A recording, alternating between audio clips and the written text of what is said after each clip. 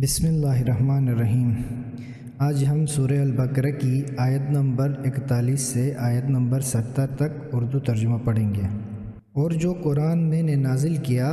وہ اس کتاب توریت کی بھی تصدیق کرتا ہے جو تمہارے پاس ہے، اور تم سب سے پہلے اس کے انکار کرنے والے نہ ہو جاؤ، اور میری آیتوں کے بدلے تھوڑی قیمت دنیوی فائدہ نہ لو، اور مجھ سے ڈرتے رہو، اور حق کو باطل کے ساتھ نہ ملاؤ، اور حق بات کو نہ چھپاؤ، حالانکہ تم جانتے ہو،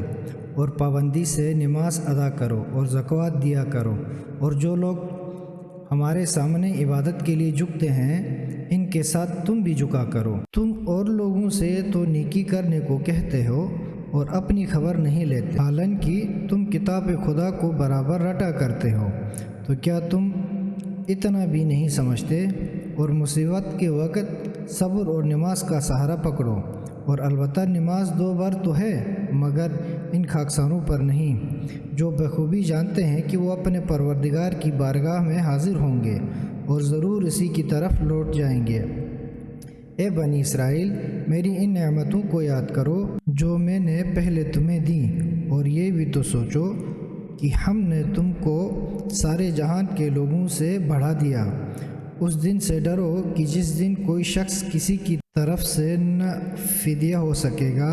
اور نہ اس کی طرف سے کوئی سفارش مانی جائے گی، اور نہ اس کا کوئی معاوضہ لیا جائے گا، اور نہ وہ مدد پہنچائے جائیں گے۔ اور اس وقت کو یاد کرو جب ہم نے تمہیں تمہارے بزرگوں کو قوم فرعون سے چھڑایا جو تمہیں بڑے بڑے دکھ دے کے ستاتے تھے، تمہارے لڑکوں پر تو چھری پھیرتے تھے اور تمہاری عورتوں کو اپنی خدمت کے لیے زندہ رہنے دیتے تھے، اور اس میں تمہارے رب کی طرف سے تمہارے صبر کی سخت آزمائش تھی۔ اور وہ وقت بھی یاد کرو جب ہم نے تمہارے لیے دریا کو ٹکڑے ٹکڑے کیا، پھر ہم نے تم کو تو چھٹکارا دیا اور فرعون کے آدمیوں کو تمہارے دیکھتے دیکھتے ڈبو دیا۔ اور وقت بھی یاد کرو جب ہم نے موسیٰ سے 40 راتوں کا وعدہ کیا تھا، اور تم لوگوں نے ان کے جانے کے بعد ایک بچھڑے کو پرستش کے لیے خدا بنا لیا، حالانکہ تم اپنے اوپر ظلم جوت رہے تھے۔ پھر ہم نے اس کے بعد بھی تم سے درگزر کیا تاکہ تم شکر کرو۔ اور وہ وقت بھی یاد کرو جب موسیٰ کو کتاب توریت عطا کی اور حق و باطل کا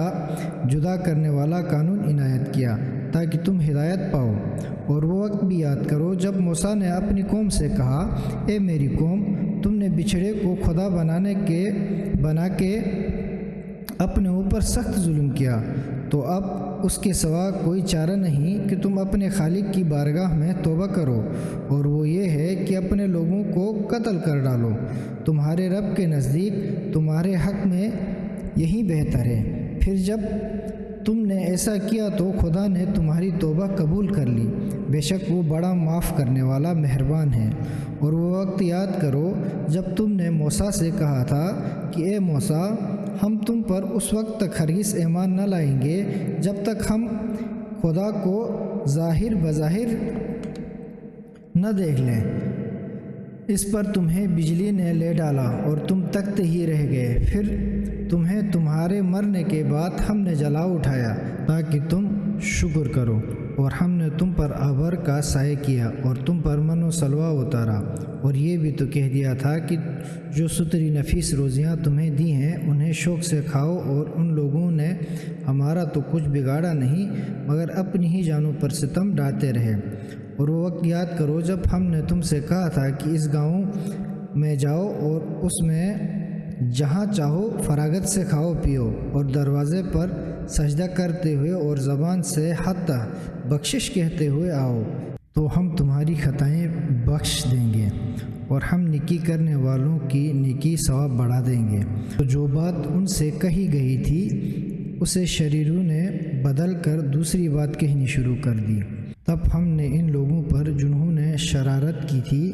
ان کی بدکاری کی وجہ سے آسمانی بلا نازل کی۔ اور وہ وقت بھی یاد کرو جب موسیٰ نے اپنی قوم کے لیے پانی مانگا تو ہم نے کہا، اے موسیٰ، اپنی لاٹھی پتھر پر مارو۔ لاٹھی مارتے ہی اس میں 12 چشمے پھوٹ نکلے، اور سب لوگوں نے اپنا اپنا گھاٹ بخوبی جان لیا، اور ہم نے عام اجازت دے دی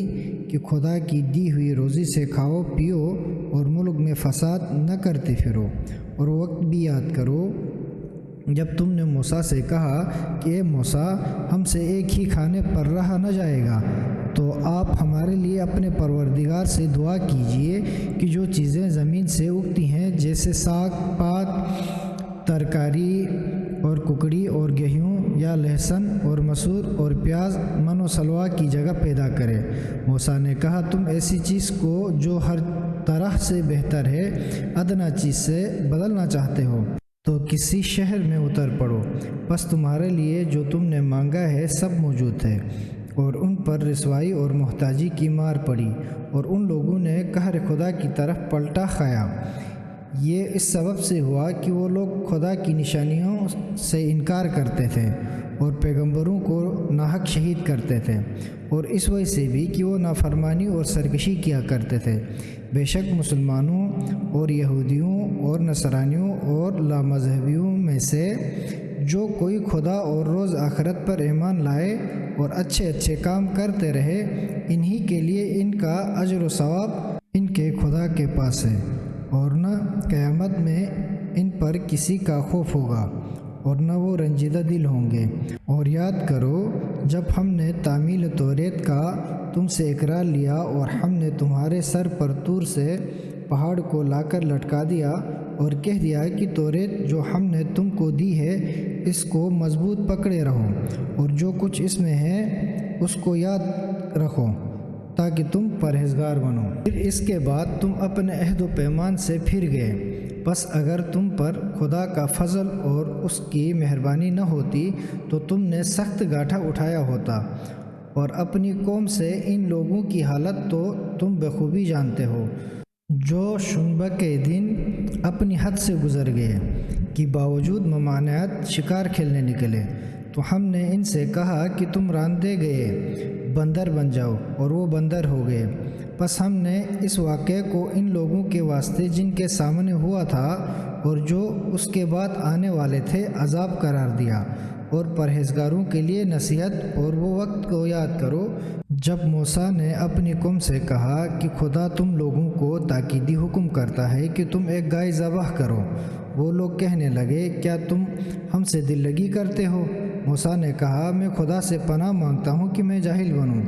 تب وہ لوگ کہیں گے کہ اچھا تم اپنے خدا سے دعا کرو کہ ہمیں بتا دے کہ وہ گائے کیسی ہو۔ موسیٰ نے کہا بے شک خدا فرماتا ہے کہ وہ گائے نہ بہت بوڑھی ہو نہ بچھیا، بلکہ ان میں سے اوسط درجے کی ہو۔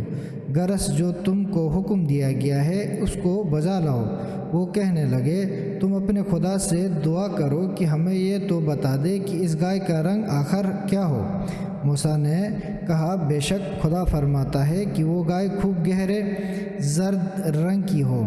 کہ دیکھنے والے اسے دیکھ کر خوش ہو جائے۔ تب کہنے لگے تم اپنے خدا سے دعا کرو کہ ہمیں ذرا یہ تو بتا دے کہ وہ گائے اور کیسی ہو۔ وہ گائے ہم پر مشتبہ ہو گئی ہے، اگر خدا نے چاہا تو ہم ضرور اس کا پتہ لگائیں گے۔